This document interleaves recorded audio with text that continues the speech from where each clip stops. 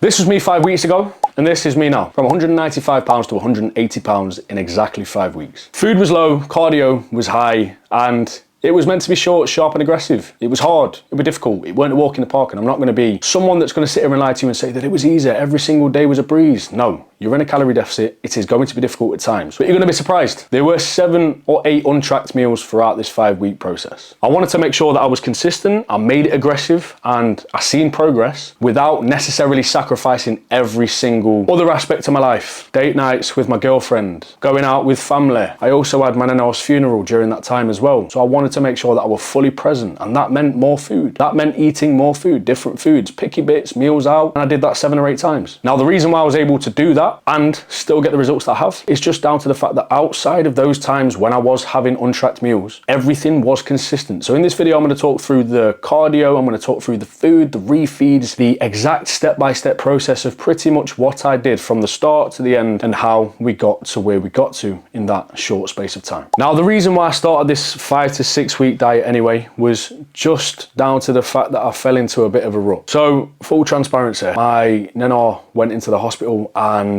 it broke me. It broke me. My appetite wasn't there, so I just found myself just eating to try and get the calories in, which ain't ever going to be good. My digestion was off. My training performance was taking a bit of a dip, and I just had no motivation. Now, I know that you're going to hear people say you don't rely on motivation, this and that, but to an extent, when you are mentally in the bin, it sometimes can be hard. I also have Florida coming up next week, and I had 6 weeks until that point when I started this diet. So I thought, I need to do something about this. I need to fix my shit up. My previous diet, I got to 180 pounds in 12 weeks. So the reason why I set the goal of 180 pounds was just due to the fact that I knew I got there in 12 weeks, so I definitely knew I could halve that if I went more aggressive. And that's exactly what we did. So to get myself out of the rut and to get myself out of the shit headspace that I was in, I went into a diet, and sometimes that's what you got to do. And I went all in. I didn't want to treat it like a bodybuilding prep, but outside of the occasions that I had set, the date nights and my nana's funeral and seeing the family when I was obviously going to have a little bit of food with them, I made sure that I was 100%. Now, when it comes to an aggressive fat loss phase, you've got to remember it's not going to be forever. There are going to be days where you're going to struggle. Appetite's going to be high and hunger's going to be high. And your cravings are probably going to be there. But it isn't meant to be a forever thing. And food is always going to be there. So the one thing that I always remind myself when I'm going into an aggressive fat loss phase is food is always going to be there. That meal that I want is always going to be there.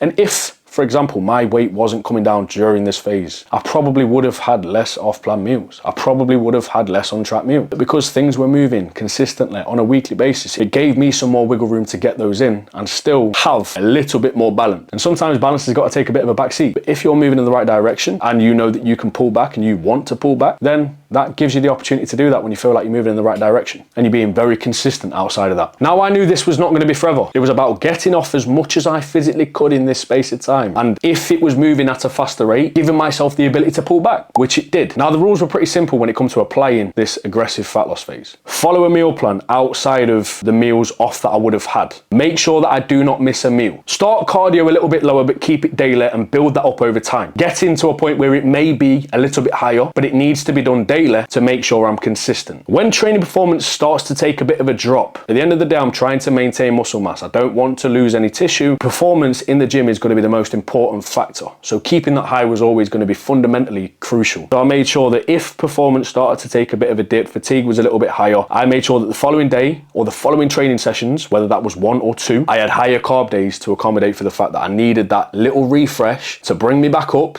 to keep my performance high, and then I could go back to baseline food. This mitigates fatigue, enables you to keep training hard, which makes it easier to maintain muscle tissue when you're in an aggressive diet. And the final thing was staying consistent out of planned flexibility, following a meal plan, keeping the meals the same, making sure I'm eating the same food sources daily. Oh, but Tom, that's boring. You're doing it for a short space of time. If you want the goal and you want the outcome, sometimes that flexibility with meals ain't going to be the best thing for you. So following a meal plan and staying consistent with the type of foods that you're going to have is going to be the best option. 1, for your digestion. 2, to minimize craving. You just enjoy more of the same shit when you do get hungry. Now let's talk about the strategy, starting with food, calories. Now, I followed a set meal plan, but we started the calories roughly at about 2,500 on a training day and about 2,300 on a rest day. Getting to its lowest at about 1,600 on a rest day and about 1,750 on a training day. I followed a meal plan. I believe in following meal plans when it comes to short, sharp, aggressive diets. And in fat loss phases, I always get on better with following a meal plan. It takes the thinking away and it gives me the ability to stick with the same meals on a consistent basis. If you want to be more flexible, give yourself more time. But for me, I like to make sure when I am dieting, I know exactly what I'm going to be eating and I know if I need to make swaps, I can,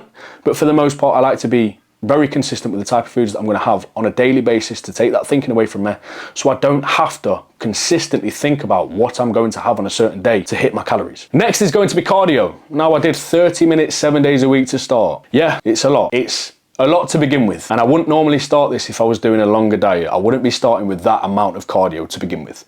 But we wanted to get the job done and get the job done quickly. So we started at 30 minutes, 7 days a week. And then at the back end of the diet itself, in the 4 to 5 week mark, we were doing 45 minutes on a rest day. So 30 minutes times 5 and 45 minutes times 2, but no higher than that. Now, when it comes to refeeds, now I didn't notice much of a drop off in performance until the back end, until the 4th week. Because it's a shorter, sharper diet and there's less time of you sitting in an aggressive deficit while doing more cardio, while eating less food, my performance stayed pretty good for the most part because I had excess storage of fat available to use. So performance only did really drop off when it comes to the 4 week mark. And that, when it did drop off, I implemented 2 refeeds, 2 days worth of refeeds back to back, which consisted of 500 grams of carbs and 350 grams of carbs the following day. And again, the reason why I did this was to facilitate performance, to make sure that my training was up to scratch to maintain tissue. Because 1, I enjoy training and I'm not dieting and pulling off this weight to feel like shit and train like shit. And 2, having those higher days does not mean I weren't going to get to my goal. Having those higher days allowed me to feel mentally fresher, physically fresher, and then as a result of that, I go into my sessions, I probably burn more calories, and I have a better time because I'm able to train harder. All it takes is a small pullback, a little increase in carbohydrates over the course of 1-2 days, and then you get back to training, you feel fresh, you sleep fresh, your appetite's down, you're in a better spot mentally, and you're training harder again without feeling like a weak little bitch. And then we go on to the 7 off plan meals. 7 off plan, untracked meals. You can't eat off plan when you're dieting. You can't do that, surely. You can, just don't be a dickhead. What you do when it comes to your untracked or off plan meals is down to you. Everything's a choice. If you choose to be a dickhead when it comes to your off plan, untracked meals, then yeah, your process is gonna slow down pretty dramatically. If you go out for a meal and choose the most calorie dense meal every single time, just because it's your favorite, you probably are gonna slow down the rate of loss. And know that that meal that you really want, that you'd normally have, is always going to be there. So if there's a better option that is going to be lower in calories, choose the lower calorie option, because that is going to be the thing that's going to edge you forward and closer to your goal. You have to be considerate of that whenever you go out for an off-plan meal when you're dieting or untracked meals. And you have to be considerate of that. But listen, if you choose to be a dickhead when you go off plan, if you choose to have an untracked meal and take the piss, it's a choice. Over the 5 weeks, I went from 195 pounds to 180 pounds, but the most important thing is going to be the look, the visual changes, what I look like and what I see in the mirror, how that's changed over the course of the 5 week period. That's the most important thing. Yes, I had a weight goal because I know what I look like after the 12-week diet that I'd done previously, where I got to 180 pounds at that point. So that was the benchmark. Throughout the process, I learned a couple of things and I want to pass those things on to you. Aggressive cuts work if you've got a finish line. You know when you're going to finish, so you know it's not going to be forever. If you don't have a finish line, you don't have an end date, which most people go into a diet with, you are going to burn out. You are going to be more flexible to the point where you don't make any progress, you're going to lose motivation and you're going to fall off. So there needs to be an end date to make sure that you get the job done. You can have some flexibility if the other 90% of the time you're locked in. Meal plans make aggressive pushes and diets